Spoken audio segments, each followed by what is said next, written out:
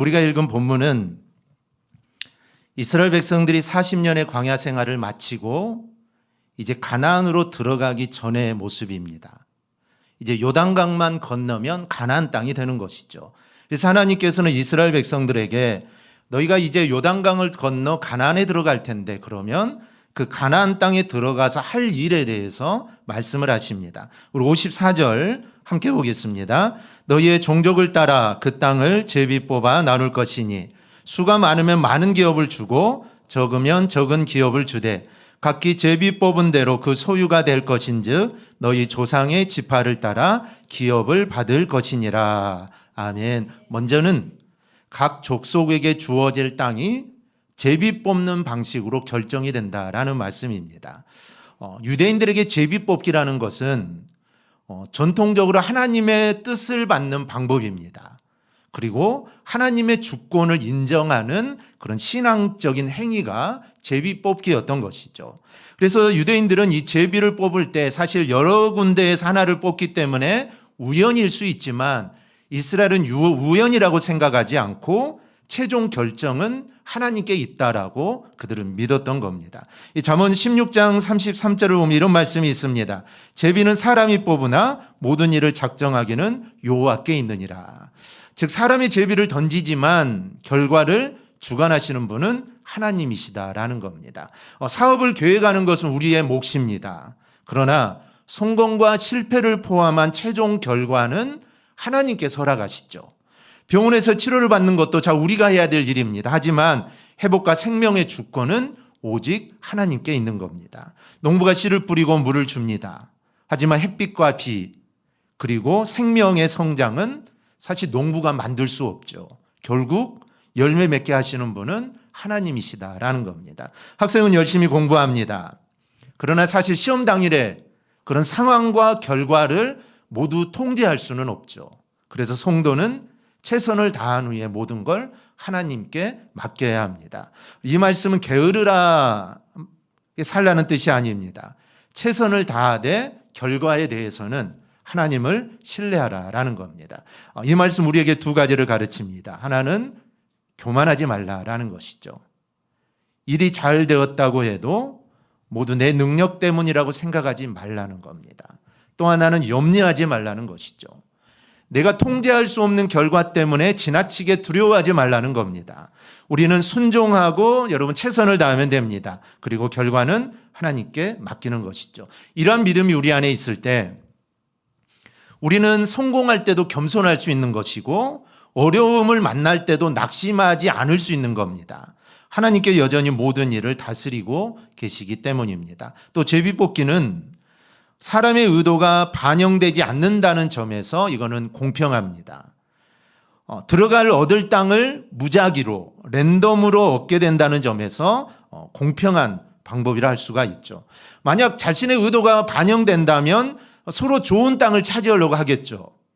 하지만 어떤 땅이 뽑힐지 사실 모르기 때문에 이거는 일명 공평하다라고 할 수가 있습니다. 더구나 하나님은 많은 종족이 많으면 많은 기업을 얻게 하고 수가 적은 종족에게는 또 적은 기업을 얻게 하십니다. 그러니까 공평함은 더할 나위 없이 더할 나위 없었다라는 것이죠.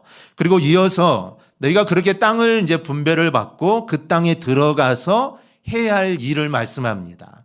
그 땅에 들어가면 원주민들이 있을 텐데 그들을 완전히 몰아내다라는 것이죠. 제비를 뽑았으니까 그 땅이 내 땅이 되는 건 아닙니다.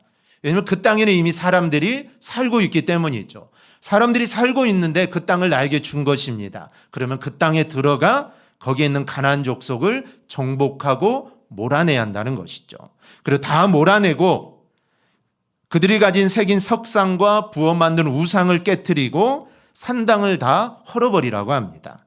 그러니까 그 땅을 기업으로 주는 것은 주민이 없는 땅을 편안하게 주는 것이 아니라 점령하여 얻으라는 것이죠. 이렇게 본문은 이스라엘 백성이 가나안 땅을 어떻게 얻을지에 대해서 이야기합니다. 근데 우리가 오늘 말씀에 들어가기 전에 이 본문을 문자적으로 적용하는 것에 대한 위험성을 먼저 우리는 짚고 좀 넘어가야 합니다. 이는 그저 인간의 역사로 이야기하자면 점령하라, 정복하라라는 것이죠.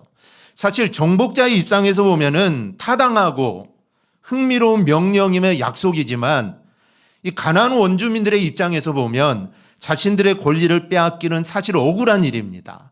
왜냐하면 터를 잡고 수백 년 동안 살고 있었는데 갑자기 와서 자기 땅이라고 하면서 다 몰아냈으니 이 가나안 족속에게는 얼마나 이게 억울한 일입니까?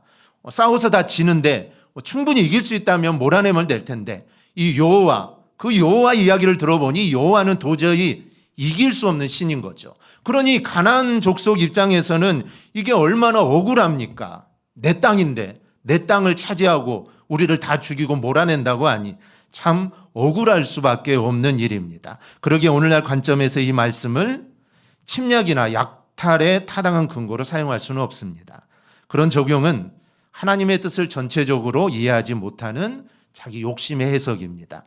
어느 나라도 다른 나라에 대한 침략을 여러분 정당할 수는 없습니다.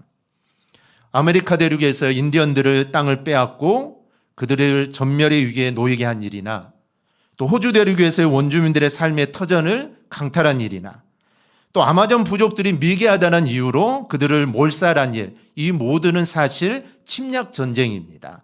이 모두는 사실 정당할 수 없는 일이죠. 이런 일들은 그래서 본문을 침략 전쟁의 타당성을 제시하는 도구로 사용해서는 안 된다는 겁니다. 그럼 왜 하나님은 이미 사람이 살고 있는 이 가나안 땅을 점령하라고 하셨을까요? 우리는 조심스럽게 그리고 명확하게 해석해야 합니다. 이스라엘에게는 언약이죠.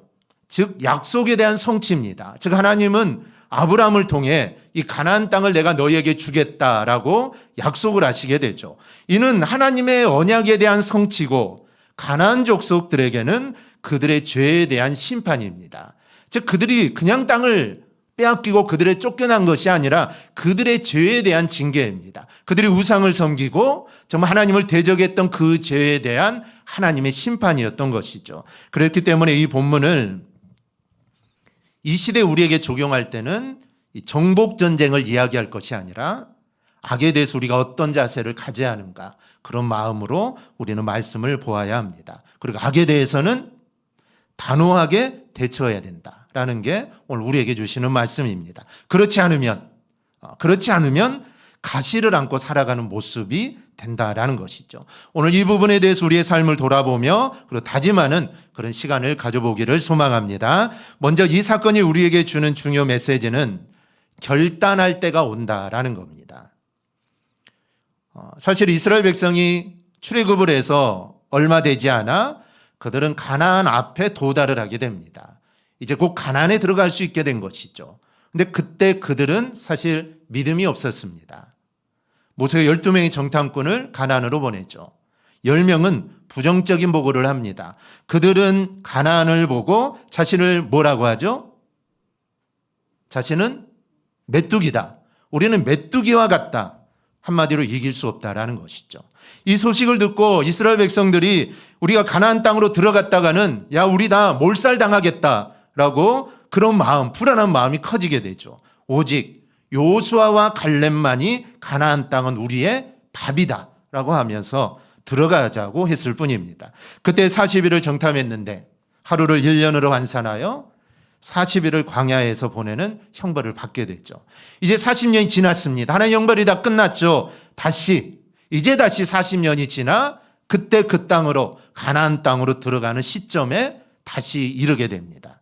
하나님이 다시 엄중하게 말씀을 하시죠. 이 땅은 이스라엘을 위한 기업이니 이제 들어가서 그 땅을 차지하라고 합니다. 물론 40년 전에도 마찬가지죠. 이 땅은 너희 땅이니 들어가 차지하라고 했습니다. 이제 40년 지난 후에도 이 땅을 너희에게 줄 테니 가서 차지하라고 합니다. 하나님은 다시 한번 결단할 수 있는 기회를 주신 것이죠.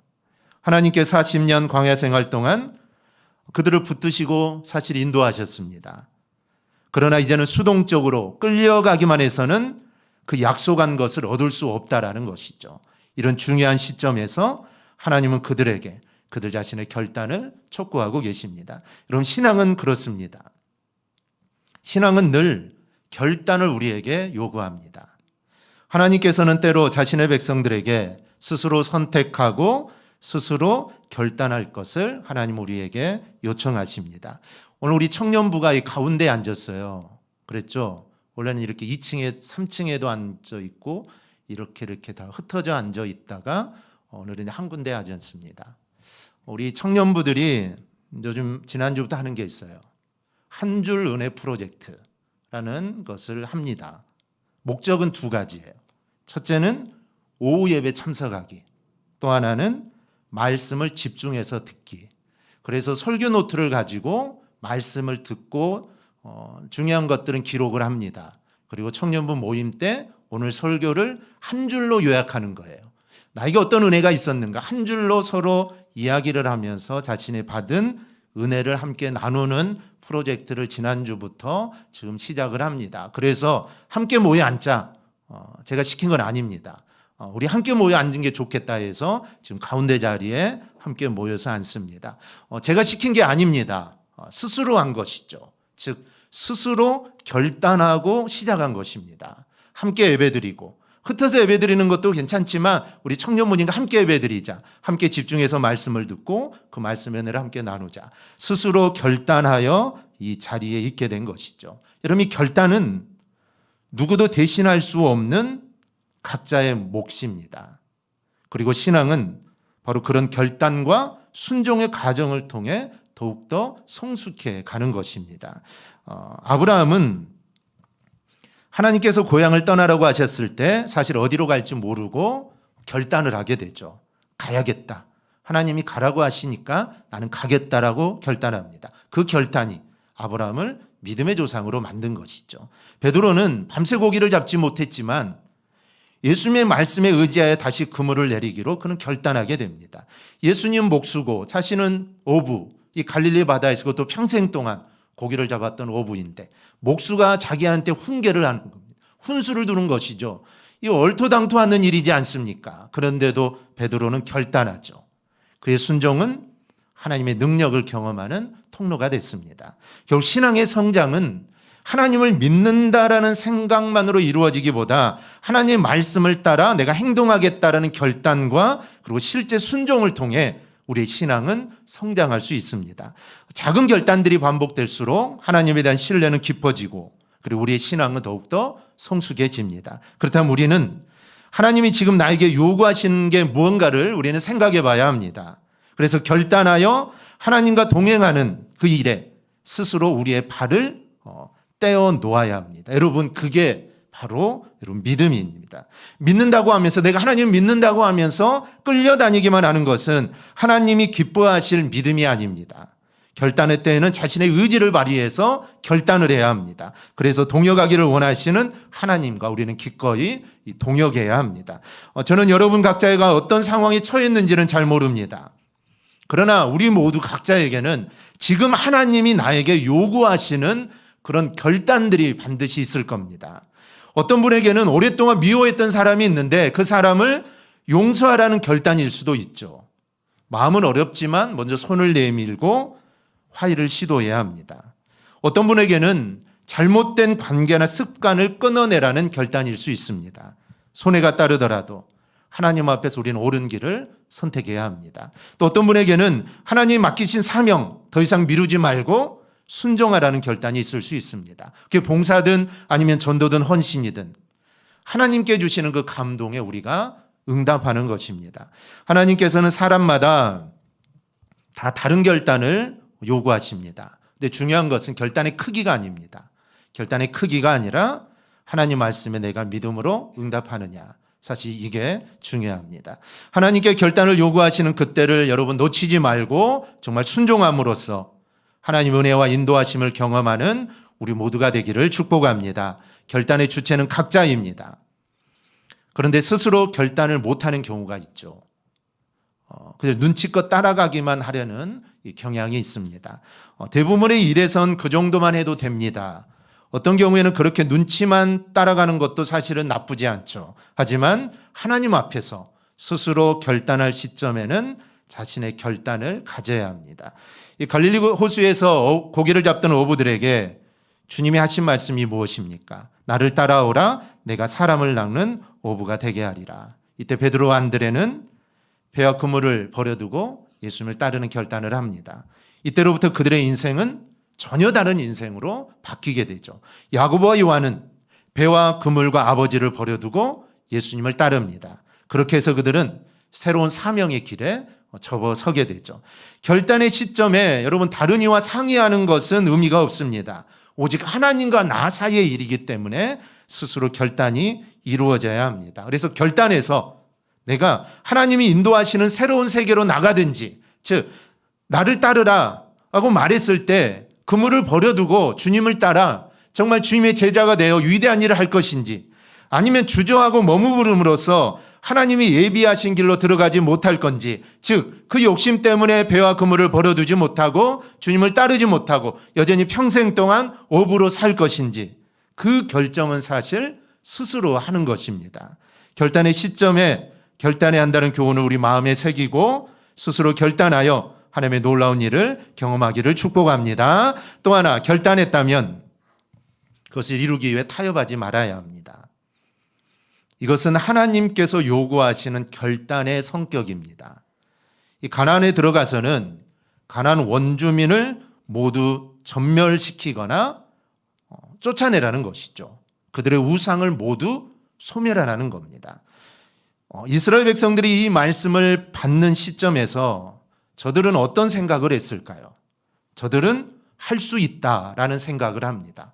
그까짓 것 하나님이 함께 하시는데 40년 전에는 못했지만 지금은 40년 동안 광야 훈련을 받았으니 그까짓 것 들어가서 그들 다 전멸하고 다 몰아내고 우상 다 없애버리고 그들은 충분히 할 수 있다라고 생각을 합니다. 특히 그들을 남겨두면 그들을 전멸시키지 못한 이스라엘에게 가시가 되어 눈과 옆구리를 찌르게 될 거라고 합니다. 그들을 몰아내지 않으면 내가 고통을 받으니 충분히 하겠다, 할 수 있다라고 생각을 하게 됩니다. 하나님의 요구는 약속이 따르지만 그에 상응하지 못할 때는 일종의 징계와 같은 것이 여러분 따라옵니다. 그러니 하나님의 욕구에 대한 결단도 중요하지만 그 결단에 상응하는 실천, 이거는 그 무엇보다 중요합니다. 여러분, 실제로 이스라엘 백성은 어떻게 했을까요? 할 수 있다. 우리 가서 할 수 있다. 그런데 그들은 하지 못했습니다. 하지 못했죠. 대표적으로 여부스 족속을 보면 이들은 이스라엘을 속입니다. 우리는 그 가까운 데 살았는데 우리는 먼 곳에 왔다라는 것이죠. 그래서 화친하자, 거짓말을 하죠. 이스라엘은 그들의 속임수에 넘어가서 그들을 살려주게 됩니다. 이들뿐 아니라 실제로 이스라엘은 가나안 족속을 전멸시키지 못합니다. 그 결과 어떻게 됩니까? 가나안의 우상이 이스라엘에 침투하게 되고, 그럼으로써 이스라엘은 하나님의 징계를 받고 이방 민족이 쳐들어와서 고통을 당하고 말 그대로 가시를 안고 사는 꼴이 되어버리고 맙니다. 더 나아가 오늘 본문에서 하나님의 요구를 정확하게 따르지 않을 때 어떻게 된다고 경계하십니까? 56절을 보면 가나안 족속에게 행하게 하신 일을 하지 않을 때 그들에게 하려고 했던 일들을 이스라엘에게 행하시겠다라고 말을 합니다. 이거는 가시를 안고 살아가는 정도가 아니죠. 아예 멸망하는 처지에까지 이르게 됩니다. 따라서 우리가 중요하게 생각한 것은 다른 게 아닙니다. 하나님 명령을 받아 어떤 결단을 한다면 그 결단한 바를 정확하게 이뤄야 한다라는 겁니다. 대충 타협하는 모습으로는 감당하기가 곤란합니다. 우리가 하나님 앞에서 결단하는 것도 참 중요하지만 일단 결단을 했다면 그것을 이루어 나가는데 우리는 관심을 가져야 합니다. 사실 결단보다 더 힘든 것은 결단한 것을 이루는 게 사실은 더 힘들죠. 어떤 사람은 새해가 되면 올해는 매일 성경을 읽겠습니다라고 결단했다고 한번 생각해 보십시다. 사실 결단하는 데는 몇 분이 걸리지 않습니다. 아니 몇 초도 걸리지 않죠. 금방 결단은 합니다. 그러나 실제로 매일 시간을 내어 성경을 읽고 피곤한 날에도 말씀 앞에 앉고 바쁜 일정 속에서도 그 약속을 지켜나가는 일은 사실 이거는 훨씬 어렵습니다. 중요한 것은 결단의 순간이 아니라 그 결단을 끝까지 실천하는 과정입니다. 그리고 그 결단을 이루어가는 일에는 사실 더 큰 믿음과 인내가 우리에게 필요합니다. 이 결단은 출발점에 불과합니다. 하나님 우리의 결심도 중요하게 보시지만 그 결심을 끝까지 순종하고 실천하는 삶, 그 삶을 하나님은 더욱더 기뻐하십니다. 이 사실을 기억하고 결단했다면 여러분 끝까지 순종하는 삶을 살아가기를 바랍니다. 이 사건이 주는 마지막 메시지는 결단과 실천을 하더라도 하나님의 은혜라는 사실을 잊지 말라는 겁니다. 결단하고 결단은 그대로 이행하는 것, 대단한 일이죠. 그런데 그렇게 하면서 착각하지 말아야 할 게 있습니다. 내 의지와 능력으로 그렇게 했다라는 착각입니다. 사실은 내가 한 것이죠. 내가 결단했고, 내가 피곤하지만, 아니 내가 바쁘지만, 내가 시간을 내서 내가 하나님의 일들을 이루었으니 사실 내가 한 것입니다. 하지만 그것은 내가 한 게 아니다라는 것이죠. 우리의 능력은 사실 온전하지 못합니다. 내가 피곤한 가운데도 일어서고 바쁜 중에서도 하나님의 일을 하는 것은 내가 하나님이 나에게 은혜를 주셨기에 내가 사실 할 수 있는 겁니다. 하나님의 은혜가 없다면, 하나님이 함께하지 않는다면 사실 그 일을 실천할 수도 우리는 없다라는 것이죠. 그래서 온전하게 이루어내는 것은 우리의 힘이나 능력으로 되는 게 절대로 아니다라는 거 우리는 분명히 알아야 합니다. 우리는 최대한 그렇게 하려고 사실은 노력할 뿐입니다. 그래서 정말 그런 모습을 이루었다면 그런 이룬 후에 우리가 가질 생각은 오로지 하나님의 은혜와 인도하심으로 이루어진 일이다라는 그런 생각을 가져야 합니다. 오늘 본문에서 분명하게 말씀했음에도 불구하고 이스라엘은 결국 가시를 남기고 맙니다. 그래서 때로 징계를 받고 결국엔 멸망을 경험하게 되죠. 그러나 하나님께서는 그런 이스라엘을 끝까지 붙드시고 당신의 언약을 그대로 이루어 가십니다. 그래서 언약대로 예수 그리스도께서 이 땅에 오셨고 십자가를 지시고 사흘 만에 부활하심으로 바로 우리에게 생명을 주신 겁니다. 우리는 신앙생활하면서 자주 넘어집니다. 사실 우리가 자녀를 위해 기도하지만 현실의 어려움 때문에 낙심하는 부모들이 있습니다. 직장에서 정직하게 살려고 노력하지만 또 손해를 보며 흔들리는 성도들도 있죠. 맡겨진 사명을 감당하다가 지쳐 포기하고 싶은 순간도 있습니다.